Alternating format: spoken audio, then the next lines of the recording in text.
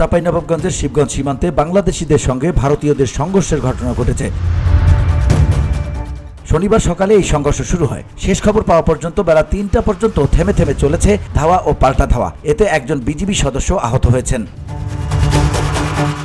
স্থানীয়রা জানান, ভারতীয়রা সীমান্তের কাঁটাতারের বেড়ার পাশে গাছ কাটতে গেলে বাংলাদেশিদের সঙ্গে বাকবিতণ্ডা হয়। এক পর্যায়ে দুপক্ষের মধ্যে সংঘর্ষ বাধে। পরে বিএসএফ বাংলাদেশিদের উপর গুলি চালায় এবং বাংলাদেশিদের তুলে নেওয়ার চেষ্টা করে। এই ঘটনায় অন্তত ৫ জন আহত হওয়ার খবর পাওয়া গেছে। এদিকে ভারতীয়দের অবস্থান টের পেয়ে জড়ো বাংলাদেশের স্থানীয় বাসিন্দারা। পরে স্থানীয়দের সঙ্গে ভারতীয়দের ধাওয়া পাল্টা দেওয়া হয়।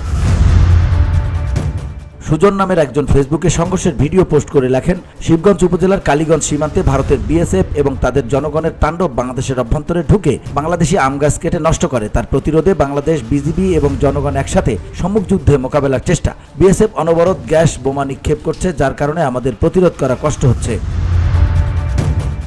এ বিষয়ে জানতে মহানন্দা ৫৯ বিজিবি ব্যাটালিয়নের অধিনায়ক লেফটেন্যান্ট কর্নেল গোলাম কিবরিয়া মোবাইল ফোনে একাধিকবার কল দেওয়া হলেও তিনি ফোন রিসিভ করেননি। ঘটনাস্থলে অবস্থান করছেন ৫৯ বিজিবি ব্যাটালিয়নের উপ অধিনায়ক ইমরুল কায়েস। তিনি পরিস্থিতি নিয়ন্ত্রণের চেষ্টা করছেন। অপরদিকে ভারতীয় সীমান্তে অতিরিক্ত বিএসএফ এর অবস্থান লক্ষ্য করা গেছে।